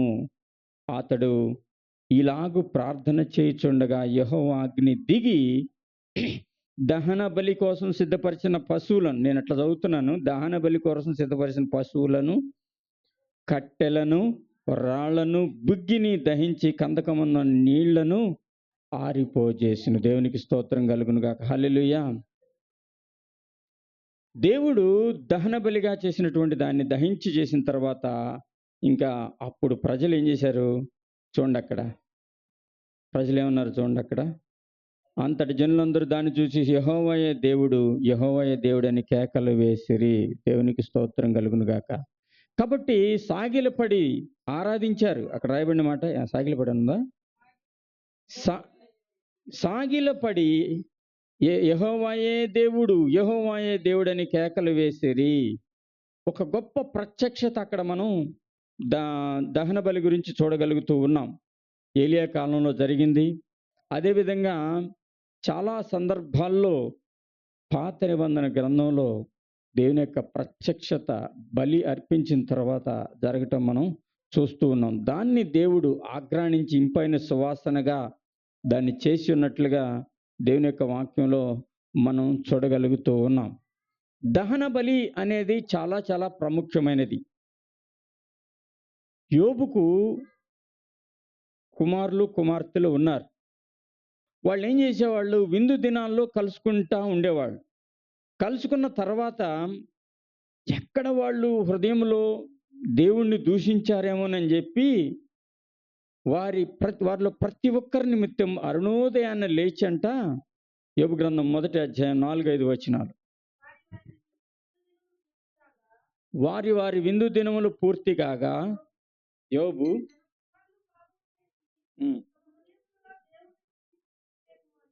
తమ హృదయములలో దేవుణ్ణి దూషించిరేమో అని వారిని పిలువనంపించి వారిని పవిత్రపరచి అరుణోదయమున లేచి వారిలో ఒక్కొక్కరి నిమిత్తమై ఏంటమ్మది దహన బలి అర్పిస్తూ వచ్చెను. పాప పరిహారార్థ బలిగా దహన బలిని అర్పిస్తూ వచ్చెను అని దేవుని యొక్క వాక్యం సెలవిస్తూ ఉన్నది. కాబట్టి మనం కూడా ఒక బలిపీఠం కట్టాలి అని దేవుని యొక్క వాక్యం సెలవిస్తూ ఉన్నది. మనం కూడా దేవుని కొరకు ఏం కట్టాలి? ఒక బలిపీఠం కట్టి దాని మీద దహన బలులను సమాధాన బలులను అర్పిస్తే అక్కడ దేవుని యొక్క నామం జ్ఞాపకార్థంగా ఉన్న తర్వాత దేవుడే దిగి వచ్చి నిన్ను నన్ను ఆశీర్వదిస్తాడు. దేవునికి స్తోత్రం కలుగును గాక. హల్లెలూయా, హల్లెలూయా. తర్వాత సమాధాన బలి, అది కూడా ఒక తండ్రితో మనని సమాధానపరిచే బలి. ఎందుకంటే మానవుడు పాపం చేసిన తర్వాత దేవునికి దూరం అయిపోయాడు. దేవుని యొక్క ఆ యొక్క తోటలోంచి తోలివేయబడ్డాడు. మనకందరికీ తెలుసు, ఆదాము పాపం చేసినందువలన తోటలోంచి ఏదైనా తోటలోంచి తోలివేయబడ్డాడు. కాబట్టి దాంతో దేవుని యొక్క ముఖం మనుషులకు దూరం అయిపోయింది. లేకపోతే అప్పటి వరకు దేవుడు ఏం చేస్తూ ఉన్నాడు? మానవుడితో మాట్లాడటానికే, సహవాసం చేయటానికే, స్నేహం చేయడానికే మనిషిని ఏర్పాటు చేసుకున్నాడు. ఓకే, తర్వాత ఆయన కుమారుని ఈ లోకాన్ని పంపించి ఆయన కుమారుని యొక్క సహవాసానికి నిన్ను నన్ను దేవుడు పిలిచి ఉన్నాడు. కారణం ఏంటంటే మనం శత్రువులం అయిపోయి ఉన్నాం. శత్రువులకు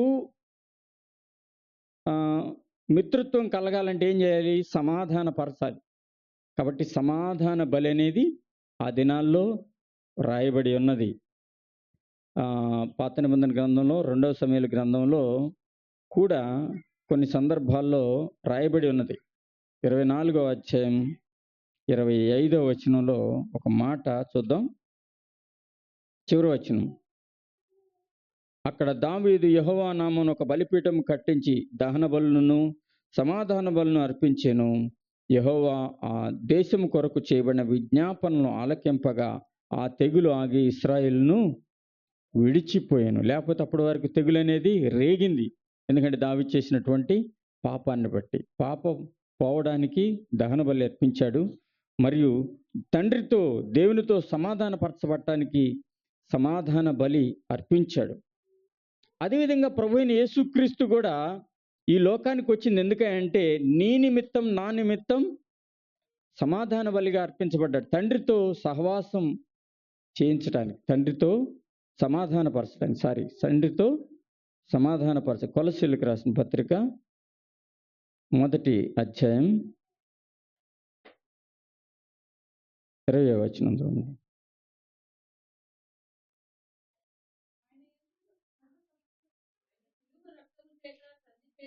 ఆయన శిలువ రక్తము చేత సంధి చేసి ఆయన ద్వారా సమస్తమును,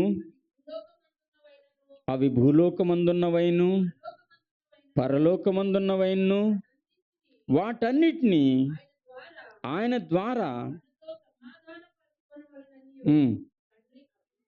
తండ్రికి అభిష్టమాయను. మరియు గతకాలమందు దేవునికి దూరస్తులను మీ దుష్క్రియల వలన మీ మనసులో విరోధ భావము గలవారునై యుండిన మిమ్మును కూడా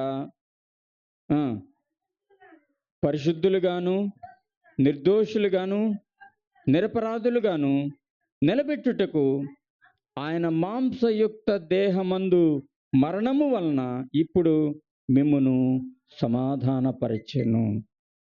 ఈ లోకంలో ప్రజలకు సమాధానం లేదు, కానీ దేవుడు మనకు సమాధానాన్ని అనుగ్రహించున్నాడు. తండ్రితో సంధి చేపించాడు. మనం ఇంకనూ శత్రువులమై ఉండగా క్రీస్తు యేసు మనుషుల కొరకు మరణించిన రోమీలకు రాసిన పత్రికలో రాయబడి ఉన్నది. ఆ శత్రువులమైన మనకు తండ్రితో సమాధానం అవసరమైనది. మునుపు దూరస్థులము, ఇప్పుడు సమీపస్థులమని కూడా ఇక్కడ రాయించి ఉంచాడు. మన కొరకు ఆయన సమాధాన బలిగా మరణించున్నాడు. నేను శత్రువునైయుండగా నీవు నాపై నెనరు చూపి, నేను శత్రువునైయుండగా నీవు నాపై నెనరు చూపి, దానమిచ్చితివి నా కొరకు, దారుడవు నీ ప్రియ పుత్రుని, నిన్ను నేను విడువను దేవా. చాలా పాత పాట. నేను శత్రువునై ఉండగా నీవు నాపై ఏం చూపించావు? నెనరు చూపించాడు, దయ చూపించాడు, కరుణ చూపించాడు. ఈ లోకంలో ఎంతోమంది శత్రువులుగా ప్రవర్తిస్తున్న వారిని దేవుడు ఏం చేస్తున్నాడంటే మిత్రులుగా చేసి తన కుమారుని సహవాసానికి పిలుస్తూ ఉన్నాడు. అందునిమిత్తమే సమాధాన బలిగా ఆయన నీ కొరకు నా కొరకు మరణించాడు. సోదరులు రాజశేఖర్ గారు ఒక చిన్న సంఘటన, చాలా సంవత్సరాల కింద జరిగిన సంఘటన తెలియజేసి ఉన్నాడు. అందులో ఒకసారి ఒక వర్తమానం చెప్తూ ఉన్నప్పుడు ప్రాంతంలో సభలు జరుగుతున్నాయట. ఆ సభలు జరుగుతూ ఉన్నప్పుడు 2 దినాలు సభలు అయిపోయిన తర్వాత ఒక ఆయన దగ్గరికి వచ్చాడు. మామూలుగా రాలా, ఆయన దగ్గర ఒక కత్తి అనేది ఉన్నది. ఆయన ఏమన్నాడంటే రాజశేఖర్ దగ్గరికి వచ్చేసి ఏమన్నాడంటే, పులివెందుల ప్రాంతం, నేను అనేక మందిని కత్తితో చంపాను, తద్వారా నాకు అనేక మంది శత్రువులు ఉన్నారు. అయితే ఇప్పుడు దేవుని యొక్క వాక్యం విన్నాను. విన్న తర్వాత నా మనసు అనేది సంపూర్ణంగా మారిపోయింది. దేవునితో సమాధానం కలిగి జీవించాలి, దేవుని కొరకు జీవించాలని ఆశ అయితే ఉన్నది నాకు లోపల. ఓకే, ఆశ ఉన్నది. ఏం చేయమంటారు నన్ను అని దైవజనుల దగ్గరికి వచ్చి అడిగినప్పుడు ఇంకో మాట ఏమన్నా అంటే, అతను ఒక పార్టీ తరఫున పనిచేస్తున్నాడు అనమాట. మనకు తెలుసు లోకంలో చాలా రాజకీయ పార్టీలు ఉన్నాయి కదా. ఆ పార్టీలు వాళ్ళు ఏం చేస్తారంటే, ఒకవేళ పార్టీ మారి ఇతడు కనుక పార్టీ మారిపోయినా నేను రేపు నుంచి మీ పార్టీలో ఉండనంటే పార్టీ వాళ్ళు చంపేస్తారు, బయటకు వస్తే శత్రువులు చంపేస్తారు. కాబట్టి నేనేం చేయాలి, నాకు ఒక సమాధానం ఇవ్వండి అని అడిగితే అప్పుడు ఆయన గారు ఏం చెప్పారంటే, కత్తి పట్టుకున్నాడు కత్తితోటే చస్తాడు అని బైబిల్లో రాయబడి ఉన్నది. నువ్వు వాక్యం అనే ఖడ్గం పట్టుకో, ప్రార్థన చేసుకో, వాక్యం పట్టుకో, ప్రార్థన చేసుకో అని ఒక సలహా ఇచ్చేసి అతను పంపిస్తే అతడు దుఃఖపడుతూ వెళ్ళిపోయాడంట. దుఃఖపడుతూ వెళ్ళిపోయాడు. సరిగ్గా 2 సంవత్సరాల తర్వాత ఒక ప్రాంతంలో సభలు జరుగుతూ ఉన్నప్పుడు మీటింగ్ అయిపోయిన తర్వాత ఒక ఆయన వచ్చి ఆయన దగ్గర నిలబడ్డాడట. నిలబడి ఎలా ఉన్నా అంటే తెల్లని బట్టలు వేసుకొని చక్కగా రెడీ అయ్యి వచ్చాడు. వచ్చి ఆయనతో మాట్లాడుతూ ఉన్నాడు. అయ్యగారు నేను గుర్తున్నానని. ఎంతోమందిని వాళ్ళు చూస్తుంటారు కదా, పెద్ద పెద్ద సేవకులు, కాబట్టి వాళ్ళకి ఎక్కడ గుర్తుండదు. ఎవరు బాబు నువ్వు అంటే, ఆయన పలానా అండి, నేను ఇట్లా మీతో మాట్లాడాను కదా, తర్వాత దేవుడు నా యొక్క జీవితంలో గొప్ప మేలు చేశాడు, నన్ను ఆశీర్వదించాడు, నాకున్న బంధకాల నుంచి విడిపించాడు, ఆ కత్తిని విడిచిపెట్టాను, ఇదే గ్రామంలో సేవ చేసుకుంటూ జీవిస్తూ ఉన్నాను అంటూ సమాధానకరమైన స్థితిని నేను కలిగి ఉన్నాను అంటూ దేవుని నామాన్ని మహింపరిచాడట. దేవునికి స్తోత్రం కలుగును గాక. మనం ఒకప్పుడు దేవునికి శత్రువులమే, దేవుని ఎరగనటువంటి వాళ్ళమే, పరజనులమే. అయినప్పటికీ ప్రభువు తండ్రితో నిన్ను నన్ను సమాధానపరచునట్లుగా నీ యొక్క నా యొక్క సమాధాన బలి ఆయన అర్పించాడు. కాబట్టి మనం కట్టే ఆ బలిపీఠం మీద దహన బలిగాను సమాధాన బలిగాను ఆయన ఉన్నాడు. తర్వాత ఆయన వచ్చి నిన్ను నన్ను ఆశీర్వదిస్తూ ఉన్నాడు. నీతో నాతో నీ మధ్య నా మధ్య మనం సంచరిస్తూ ఉన్నటువంటి దేవుడు నీ యొద్దకు వచ్చి ఆయన నిన్ను ఆశీర్వదించును అని దేవుని యొక్క వాక్యం స్పష్టంగా సెలవిస్తూ ఉన్నది. ఎలా ఉన్నాం మనం? దేవునితో సమాధానపరచబడగలిగి ఉన్నామా? మరొక వాక్యం చదువుకుందాం. ఏ విధంగా దేవుడు ఈ కార్యాన్ని చేసి ఎఫెసీయులకు రాసిన పత్రిక 2వ అధ్యాయం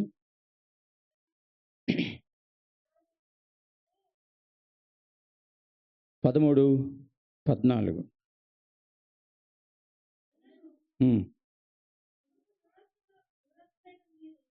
అయినను మునుపు దూరస్తులైన మీరు ఇప్పుడు క్రీస్తు యేసునందు క్రీస్తు రక్తము వలన, చాలమ్మా, ఒకప్పుడు దూరస్తులమే, ఇప్పుడు సమీపస్తులమే. మనని దేవుడు సమీపంగా చేసి ఉన్నాడు.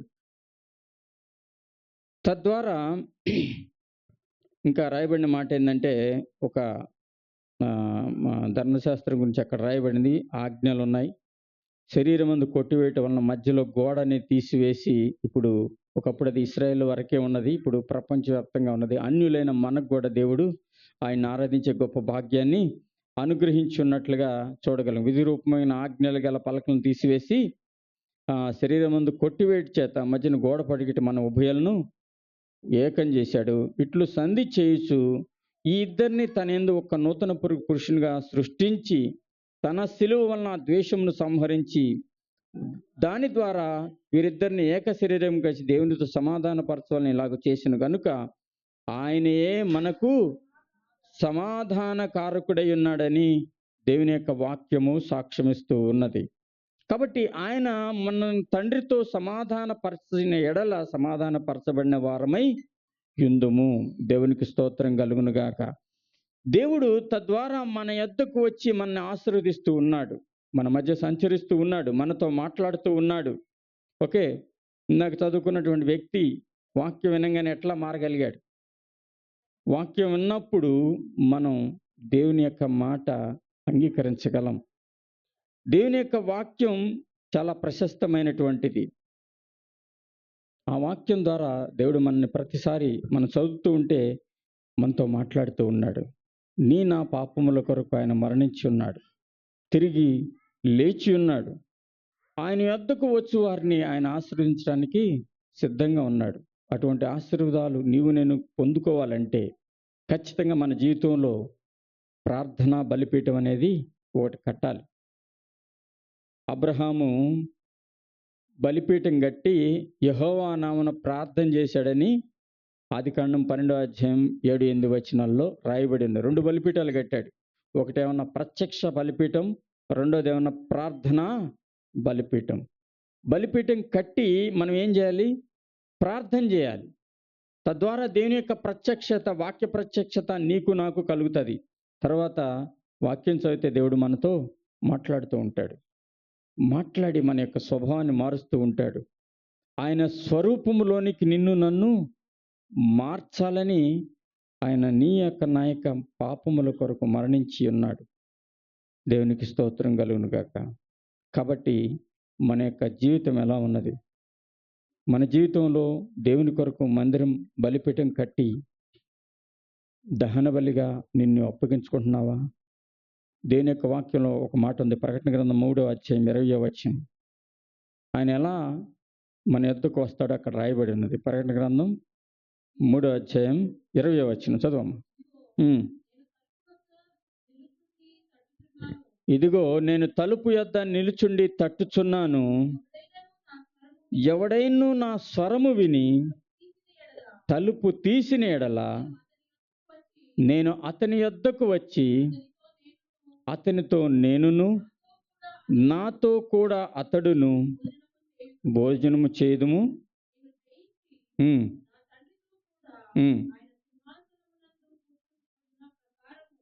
ప్రకారం జయించువాన్ని నాతో కూడా నా సింహాసనం నందు కూర్చుని, నీ యొద్దకు వచ్చి దేవుడు చేసేది ఏంది? నీతో కూడా భోజనం చేస్తా అంటే నీతో కూడా ఉంటాడంట. ఎప్పుడు? హృదయం అనే ఈ యొక్క తలుపును తెరిచినప్పుడు. చాలామంది హృదయాన్ని లోకానికి తెరుస్తారు కానీ దేవుని కొరకు తెరవట్లేదు. మన హృదయం అనే ఒక బలిపీఠం యొక్క తలుపును మనం దేవుని కొరకు తీస్తే ఆయన వస్తాడు. బలవంతంగా నెట్టుకొని రాడు.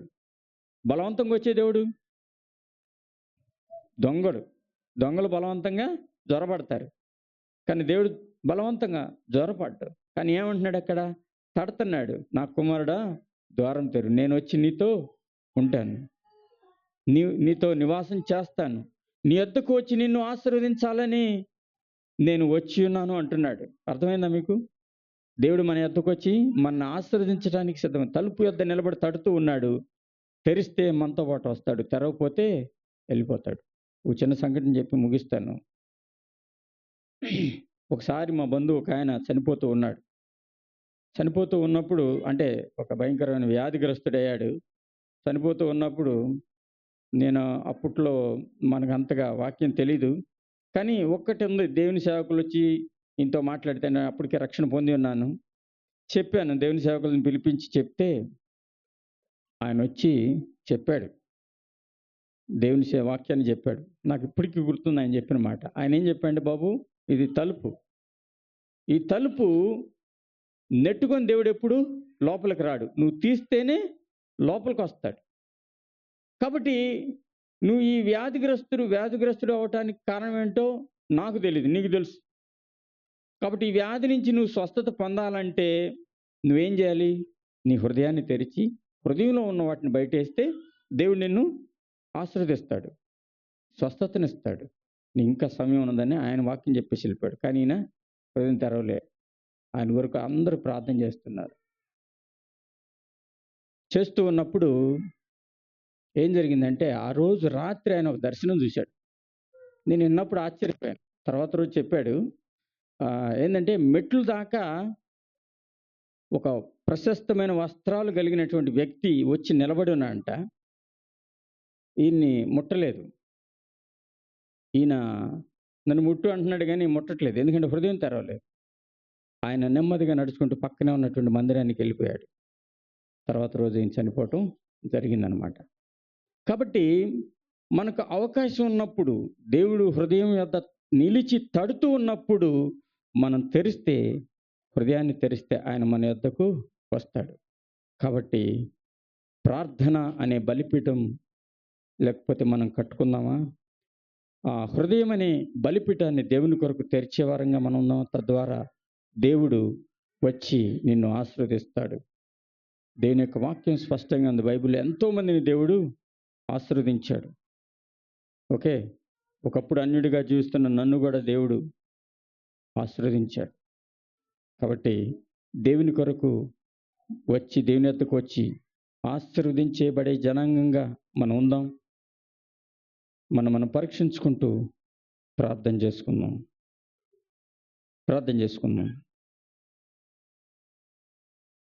హృదయం అనే తలుపు నొద్ద దేవుడు నిలబడి తడుతూ ఉన్నాడు.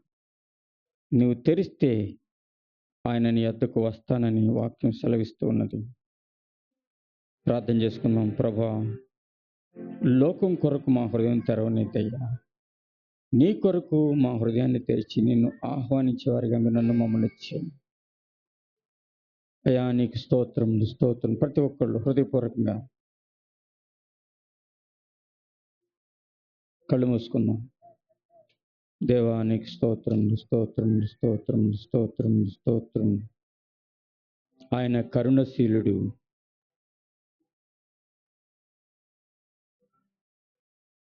జాలి చేత తన హస్తాలు నీ కొరకు చాపుతూ ఉన్నాడు. జాలి చేత తన హస్తములు జాపియున్నాడు.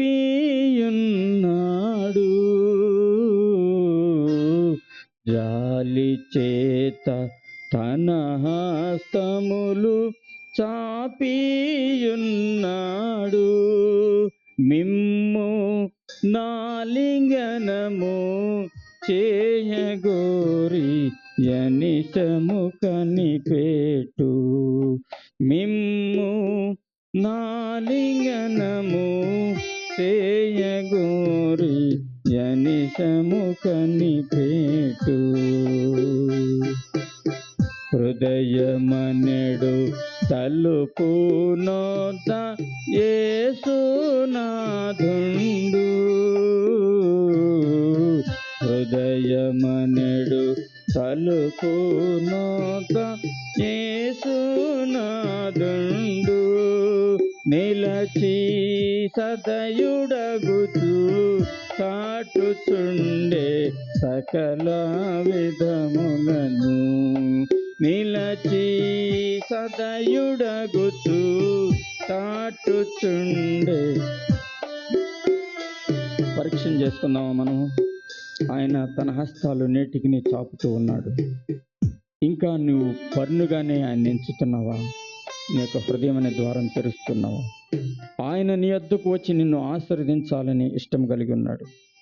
నీవు ఆయన ఆహ్వానించటానికి హృదయాన్ని తెరవగలుగుతున్నావా? ప్రార్థన చేసుకుందాం.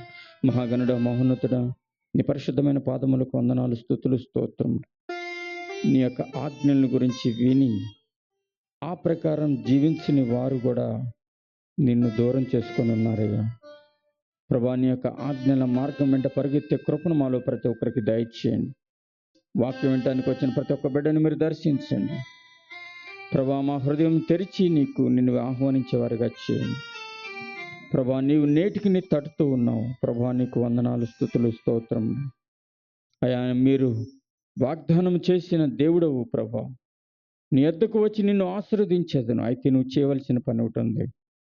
మంటితో బలిపీఠం కట్టి దాని మీద దహన బలులను, సమాధాన బలులను అర్పించమని అంటున్నావు ప్రభా. తండ్రి, నీకే వందనాలు, స్తోత్రం. హృదయం అనే బలిపీఠాన్ని బాగు చేసుకోవడానికి మీరు మాకు సహాయం చేయండి.